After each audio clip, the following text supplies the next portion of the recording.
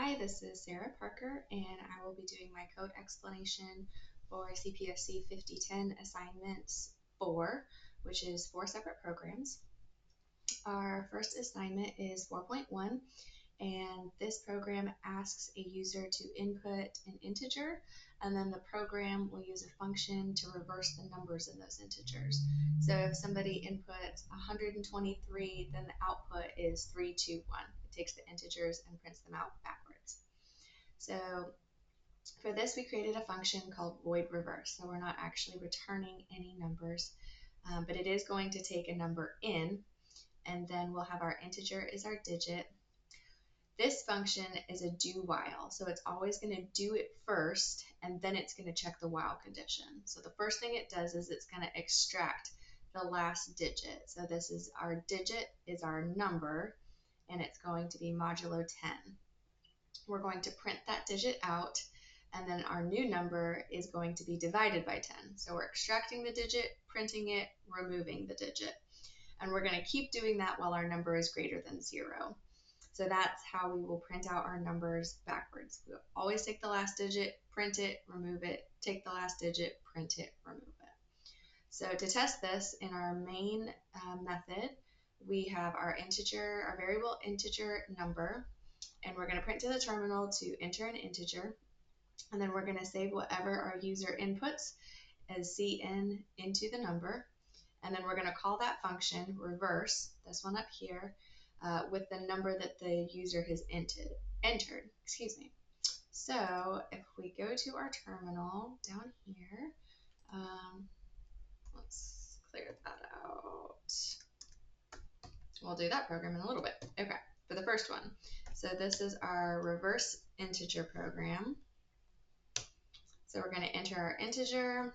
We'll make it a little long. We'll do 74329. And we should expect 92347. And we get 92347. So that is our first program. Our second program is twin primes.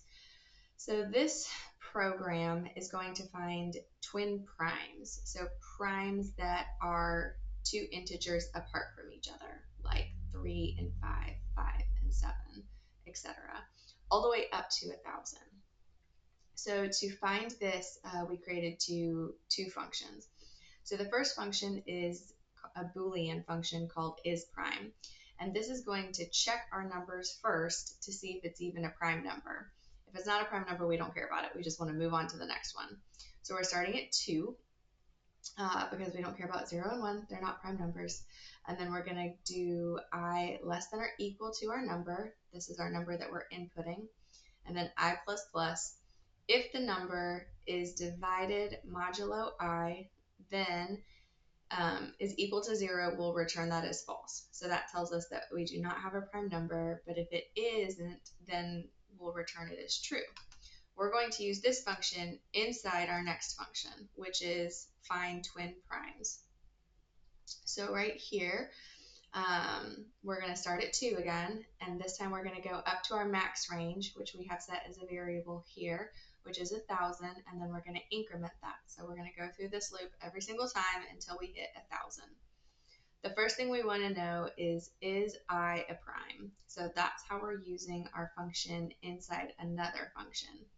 And we also want to know if the number 2 above it is a prime. So that's how we determine whether they're twin primes or not. We want to know, is I a prime, and is the number 2 above it a prime? If it is, then we're going to output those two numbers. And if it's not, then we're moving on to our next I number. To test this, we're just doing it in our main function, which is find twin primes. So we're just calling our function. It does not call any parameters. The only thing that we're doing is calling another function inside, which does call a parameter. And then we're returning 0. So if we run this program, we should output all of our twin primes.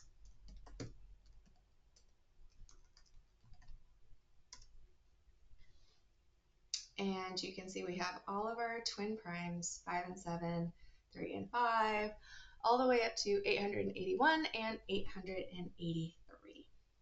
So that is assignment 4.2. Assignment 4.3, we are starting to work with arrays a little bit more. So this is called employee hours, and essentially we're creating a two-dimensional array that is our employees and the total hours each day that an employee has worked, and then we'll use some functions further on. So the first thing we want to do is we created our I set this for 5 employees, and then our days is constant, that's 7. So we don't want to be able to change our employees. We set it as a constant. We're not changing the days in the week, that's a constant. So in the display hours, our parameters that we're taking in is a 2D array, and we're going to call this hours, and it's taking in employees and days. It's calculating the total number of hours for each employee and saving it in an array. So for I equal to 0, I less than our employees, so we're only going to go through our rows, and then we're going to go through our columns. So we're going to take our total numbers at I plus equal our hours ij. So that's going to sum up the hours for each employee for the week, and that will come up with our total. So we'll have our employees, and then we'll have our total hours created. The next thing that I created was an array to store the original employee ID, because otherwise the numbers kind of got messed up when we ran it later. So I created a separate array just with the employee IDs, and we started the employee ID at 1 and we just went to 5. So we're looping through and going 1 through 5. The next thing that we're asked to do is to sort this information of employees and their total hours they worked in descending order. And we want to save their employee ID to the right employee. So we want the employees that have worked the most to be at the top with the correct employee number, and then descending down by hours, not by employee ID. So again, we're starting at 0 and we're going through our full array, employees minus 1. Because we're starting at 0. So that's why it's employees minus 1. And then in our inner loop, we're going to j equals I plus 1, and then less than employees, and then j plus plus. So if at the first index, our total hours at I is less than our total hours at j, that's why we're looking at I plus 1. We're looking at the first one, and we're looking at the second one. Then we want to do a swap. And the way that we do a swap is we create a temporary, basically, variable. It's just a local variable, and we're saving the variable at I to the temporary one. Then we're moving j into the index of I, and then at the j index, we're saving our temp. So we're moving j over to I, and then I back over to j. But in order to do that, we need our middle temporary variable. And if we're doing that with the hours, so if this condition is met and we're swapping the hours, then we also want to swap the employee IDs so that the right ID is saved in the right slot as well. So it's the same type of swap, it's just taking the employee IDs instead of the total hours. So that's how we are sorting our employees by their hours and saving their IDs. And then we're going to display the total hours in descending order. So we're just looping through our employees, and we're printing out the total hours that the employee ID at I, and then the total hours at I. So this is our 2D array that we created in our main method. So I just picked some random numbers for each of our employees. This is employee 1, 2, 3, 4, 5. These are the 7 days that they have worked. And then we're going to call our function display hours with our parameter being passed through as hours, which is this 2D array right here getting passed into this function, which is what this calls for. We need a 2D array in order for this function to run. So let's run the program.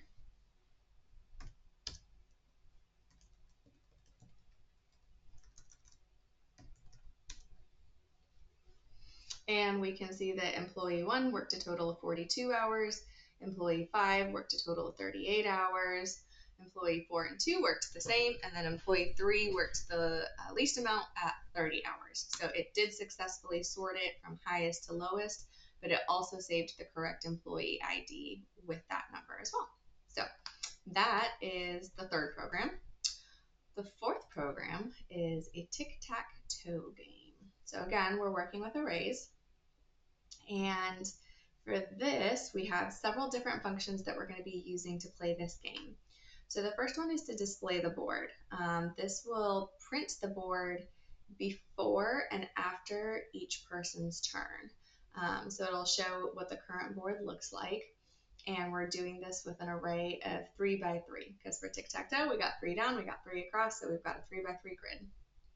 So I wanted to do this. I wanted our board to print numbers, not just blank spaces, and just to make it easier for visualization and for the user just to pick a number where they wanted their token to go. So you will see that here in just a second. And then the next function is a Boolean that checks if there's a winner. So this is going to traverse through our board, which is our 2D array, and we're going to see if somebody has won. And the way that it's going to do that is it's going to check index at I and then index at 0 and see if there's a token. And our token is going to be either an X or an O. And then we're going to check the one next to it, and we're going to check the one next to it. So we're going to check all the way across and then all the way down and see if there's any three X's in a row, 3 O's in a horizontal row. And then separately, we want to check our diagonals. So we've got to check our board at 0, 0, and then 1, 1, and then 2, 2. So that way we're going down. And then the reverse of that is true. We want to check it going back up as well. So this is how we're going to check to see if there's a winner. And then we also have a second function that checks to see if there's a draw, like if there's no winners and it's just a straight up tie. And so we're going to traverse our board as well to see if we have just a stalemate, essentially. So this is our main method, which will display most of the logic for how the game keeps playing. So we have our board, which is size and size 3 by 3. And this is where I added 1, 2, 3, 4, 5, 6, 7, 8, 9. The current player is our character X, and we have an integer, a variable integer called move.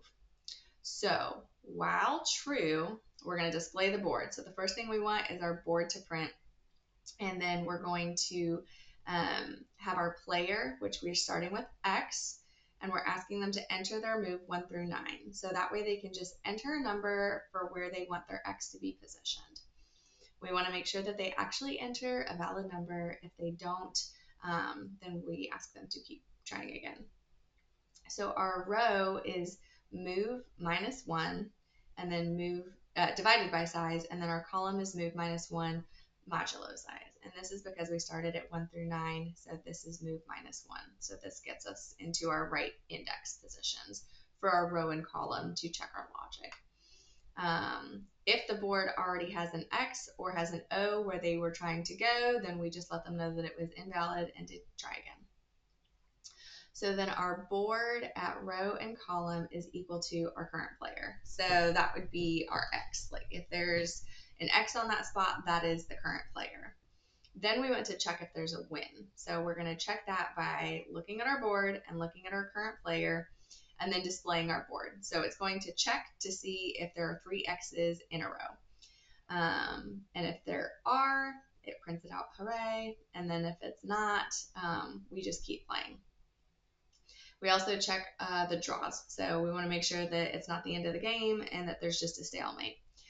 This is how we switch over to O's. So after the first player has placed their X, we go through all of our functions to see if there's a winner or a stalemate, and if not, then we're changing our current player. If it's X or O, then we're going to change it to X or O. So if it's currently X, we're changing it to O. If it's currently O, we're changing it to X, and then we're returning.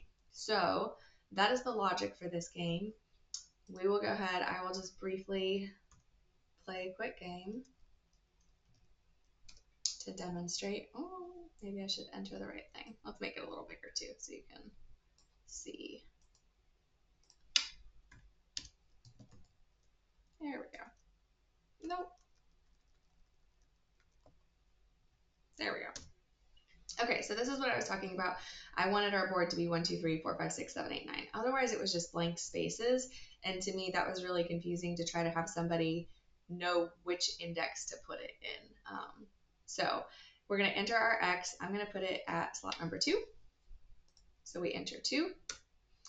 And now you can see that our board has been updated and we have an X there. We will let O's win this time. So we're going to put O in 5. We're going to do another X at 9. We'll do an O at 6. And we'll do an X at 1. And then we'll do an O at 4, which should be the end of the game.